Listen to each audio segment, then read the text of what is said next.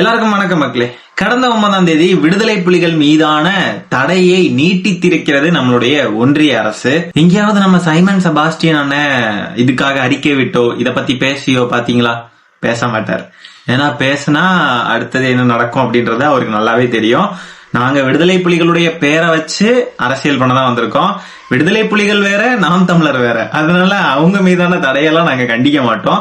எங்களுக்கு எங்களுடைய பொழப்பு ஓடணும், அவ்வளவுதான் சைமன் செபாஸ்டியன் அவர்களுடைய நிலைப்பாடு.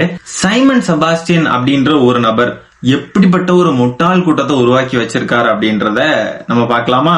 அவர் கட்சியில இருந்து ஒரு பையன் பேசுறாப்ல, ஒரு குட்டி சைமன் மாதிரி இருக்காப்ல, சாட்டை துரைமுருகனுடைய மறு உருவம் மாதிரி இருக்காப்ல பாக்குறதுக்கே. அவர் பேசின காணொலியை நம்ம இப்ப பாக்கலாம் வாங்க. அதை நீ புரிஞ்சுக்கணும். முதல்ல அது இல்ல அமைச்சருடைய தகுதி, மக்களுடன் இருக்கணும். அதுதான் அமைச்சருடைய தகுதி. இந்த ஜனநாயகத்தில் ஒரு சமநிலை வேண்டும் நான் சொன்னேன்ல, ஜனநாயகத்தில் ஒரு சமநிலையே இல்ல. ஆட்சி அதிகாரத்தில் இருப்பவர்கள் எதிராக கேள்வி கேட்க எதிர்கட்சியாக எதிரி கட்சியாக செயல்பட ஒரு அமைப்பு இல்லை என்று சொன்னால் என்ன நடக்கும்? மக்கள் நடுத்தெருவில் நிறுத்தப்படுவார்கள், மக்களுடைய பகுதிகள் சூறையாடப்படும், மக்களுடைய செல்வங்கள் பொது சொத்துக்கள் அனைத்தும் சூறையாடப்படும், வீதிக்கு வீதி போராட்டங்கள் வெடிக்கும். அரசு இன்னொரு புரட்சி இலங்கையில் நடந்தது போல, பங்களாதேஷில் நடந்தது போல மக்கள் புரட்சி வெடிக்கும், அங்கங்கே கொளுத்துவான். அரசு கட்டிடங்கள் எல்லாம் கொளுத்தப்படும், எல்லாம் தகர்க்கப்படும். எப்ப பார்த்தாலும் உடைக்கணும், தகர்க்கணும், குண்ட தூக்கி போடணும், பில்டிங்க உடைக்கணும், அரசு கட்டிடங்கள்லாம் இடிஞ்சு விழணும், ஒரே வன்முறையில ஈடுபடுறதுக்காகவே தெரியுற மாதிரி இருக்கு. இதுக்குதான் வருண்குமார் போய் சொன்னாரு, இந்த பிரிவினைவாதம் பேசுற கட்சி இவங்க அப்படின்ட்டு. எப்படி பேசுறான்னு பாத்தீங்களா? தலை எப்படி இருக்குமோ அப்படிதானே வாழும் இருக்கும்.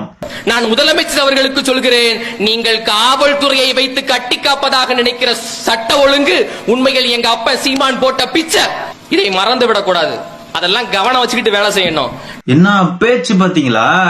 காவல்துறையை வைத்து கட்டி காப்பதாக நினைக்கும் சட்ட ஒழுங்கு எங்க அப்பன் சீமான் போட்ட பிச்சை அப்படின்னு சொல்றாப்ல. அதாவது என்ன சொல்ல வர்றாருன்னு பாத்தீங்கன்னா, சட்டம் ஒழுங்கு சீர்குலையாம இருக்கிறதுக்கு காரணமே எங்க அப்பன் சைமன் தான். நாங்கெல்லாம் சட்ட ஒழுங்கு எல்லாம் மதிக்கவே மாட்டோம், நாங்க சட்டம் ஒழுங்கு சீர்குலைற மாதிரி நடந்துப்போம்.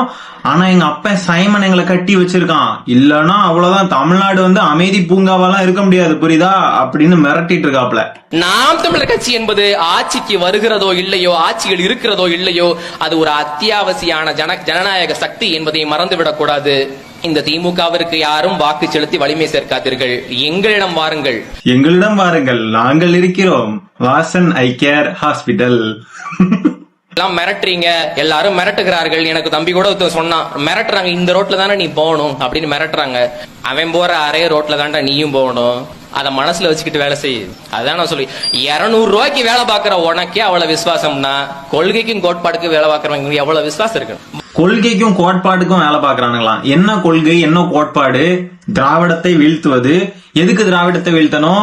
நாங்க ஆரியர்களுக்கு அடி பணிஞ்சிட்டோம். சரி, நீங்க என்ன கொள்கை? தமிழ் தேசிய கொள்கை. தமிழ் தேசிய கொள்கையா? இல்ல, தமிழ் தேசிய இன மக்களுக்கான அரசியல் பேசுற கொள்கை. அது என்னடா தமிழ் தேசிய இன மக்களுக்கான அரசியல் பேசுறீங்க? தமிழ் தேசியம் பேச மாட்டீங்களா? அப்போ இது என்னது? கொட்டையில்லா தமிழ் தேசியம் தானடா.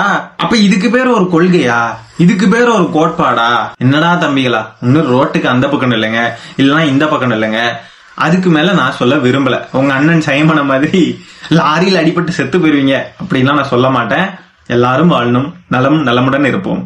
வழக்கு நினைச்சு நாங்க பயப்படல. வழக்கு இது எந்த செக்ஷன்ல வருது எனக்கு தெரியும். நானே ஐஏஎஸ் படிச்ச வேண்டாம். முதல்ல ஐஏஎஸ் படிச்சு பொருளாதார சூழ்நிலைனால ஐஏஎஸ் தொடர முடியாம அதுக்கப்புறம் மாற்று வேலைக்கு போனேன்.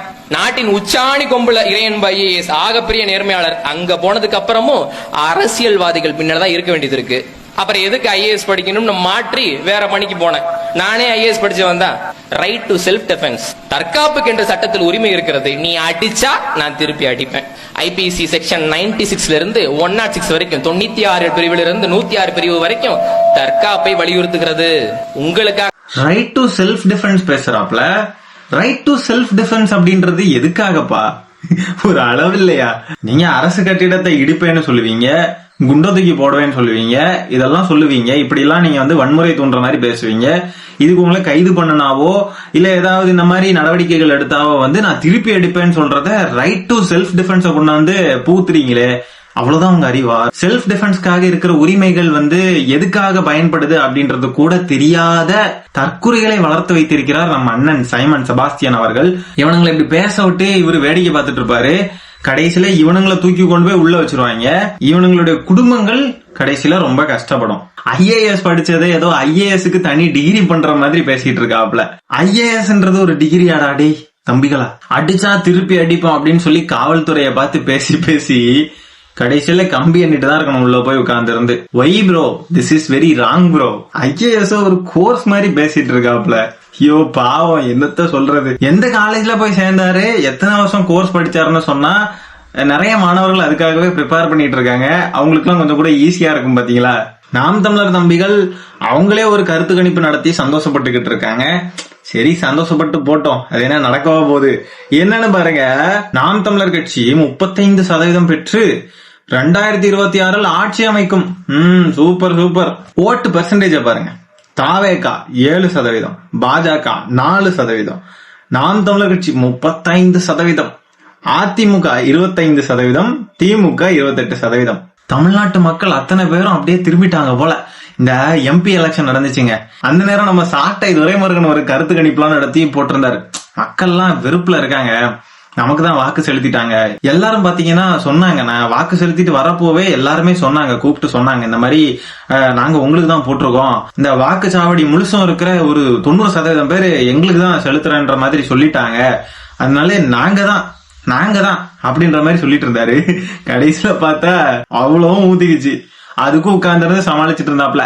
திமுக ஜெயிச்சதுக்கான காரணம் பாத்தீங்கன்னா மக்களுக்கு பாஜக மேல அதிமுக மேல எல்லாம் இருக்கிற அதிருப்தி அப்படின்னு சொல்லலாம் உருட்டி சமாளிச்சுக்கிட்டு இருந்தாப்ல. போடுறதும் போடுறீங்க, 35 எல்லாம் ஏன் போடுறீங்க, ஒரு 99 போடுங்க, இல்ல 100% கூட போட்டுக்கோங்க.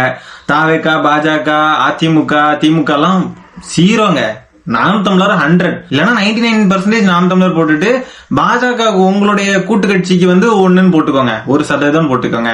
மத்த கட்சிகள்லாம் வேஸ்ட், ஒன்னத்துக்கும் ஆகாது. நாம் தமிழர் தான். தமிழ்நாட்டு மக்கள் எல்லாரும் எடுத்த உடனே நாம் தமிழருக்கு தான் போய் வாக்கு செலுத்துவாங்க. சந்தோஷப்படுறதுன்னு முடிவு பண்ணிட்டீங்க, மொத்தமா நல்ல ஜாலியா சந்தோஷப்பட வேண்டியதானே. நாங்கெல்லாம் பார்த்து என்ஜாய் பண்ணுவோம்ல. நான் கூட்டணிக்கு போயிட்டேன்னு வச்சுங்க, இந்த பண்ணி பீதாண்டிங்க இன்னும் போயிடுவான், காரி துப்பிடுவான். இன்னொரு தலைமுறை நம்பவே நம்பாது, எவனையுமே நம்பாது. அப்படிதான் பேசுவான். அப்புறம் கடைசியா நோட்டுக்கும் சீட்டுக்கும் போய் கை வச்சு நின்று போயிடுவான். இவங்களெல்லாம் நம்பி காரி துப்பிடும். அப்ப கூட்டணி வைக்கிறதே ஒரு தவறான விஷயம்னு சொல்ல வராரா அண்ணன்? நான் மட்டும் தான் உத்தமன், ஏன்னா நான் கூட்டணி வைக்காம நிக்க பாருங்க. அப்ப கூட்டணி வச்சா கூட்டணி வைக்கிறவங்க எல்லாரும் தவறான அரசியல் பண்றாங்க. இதுக்கு பேர் தான் அதிக பிரசங்கித்தனம்னு சொல்றது. என்ன அதிக பிரசங்கித்தனம்? இவரு கூட்டணிக்கு போய் சேர்ந்தா இளைஞர்கள் எல்லாம் காரி துப்பிடுவாங்களாம். இப்பவே காரி தானே துப்பிக்கிட்டு இருக்கோம். இவரு கூட்டணி சேர மாட்டாரு, ஆனா எதிர்கட்சிகள்கிட்ட காசு வாங்கிட்டு தன்னுடைய சொந்த கட்சி வேட்பாளர்களே தோக்க வச்சிருவாரு. இவரு கூட்டணி வைக்காமலே தேர்தல் எல்லாம் சந்திச்சிருவாரு. ஏன்னா கட்சி ஓடுறதே திருநிதியில தானே, தொண்டர்களுடைய கை காசை போட்டு தானே கட்சியே நடக்குது. அப்படி இருக்கிறப்ப இவருக்கு என்ன கவலை? காசு போனா என்ன வந்தா என்ன, கட்சி அது பாட்டுக்கு நடக்கும். நம்ம கெத்தா பேசிக்கிட்டு இருப்போம், நம்மளை நம்பி ஓட்டு போடுறவனுக்கு தலையில எல்லாம் மண்ணை தூக்கி வாரி விடுவோம், அவ்வளவுதான். கடைசியா ஒரு ஃபன் எலிமெண்ட் நம்ம சைமன் செபாஸ்டியன் பேசுனது, வாங்க பார்க்கலாம். நாம எப்படி உருவானோம்? நீ 10 Minute 2 பாத்திருக்கிறியா? அதுல அப்படியே சுடுவான், அப்படியே பொசிங்க எல்லாம் உருகி தூள்லாம் ஓடி போகும். மறுபடி ஒன்னா சேர்ந்து உருவாக்கி அந்த படம் வேணா நான் சொன்னதுக்காக இன்னொரு தடவை போட்டு பாரு. அப்படி பாரு, மொத்தமா அழிச்சாச்சு முடிஞ்சாச்சுன்னு தான். ரத்தம், சதை, கண்ணீர், குடல், தலை, கண்ணு, காலு எல்லாம் கூடி நாம் தமிழர்.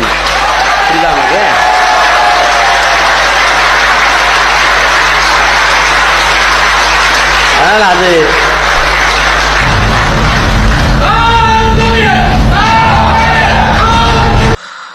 என்ன ஒரு கதை சொல்லி உடம்பெல்லாம் மெய் சிலிர்க்குது. கூஸ்பம்ஸ் 2 மணி நேரம் டிக்கெட் விடுது, ஏன் படம் பார்க்கணும்? சைமன் பேசுறத கேட்டாலே படம் பாக்குற ஃபீல். டெர்மினேட்டர்ன்றாரு, அவருடைய கற்பனை வளத்தை அப்படியே உணர்ந்து எப்படி நிப்பாட்டினார் பாத்தீங்களா? நாம் தமிழர் அப்படின்னாரு பாத்தீங்களா? அதே மாதிரி திருநெல்வேலி கேக்குறப்போ கைக்கு இப்படி போயிடும். திருநெல்வேலி தா உறவே நடிகண்டா. சரி மக்களே, இந்த வீடியோ இதோட எண்ட் பண்ணிக்கிறேன். இந்த வீடியோ பிடிச்சிருந்தா ஒரு லைக் தட்டி விடுங்க, 4 பேருக்கு ஷேர் பண்ணி விடுங்க. மீண்டும் அடுத்த வீடியோல சீக்கிரமா உங்களை சந்திக்கிறேன். அது வரைக்கும் டாடா பை, டேக் கேர்.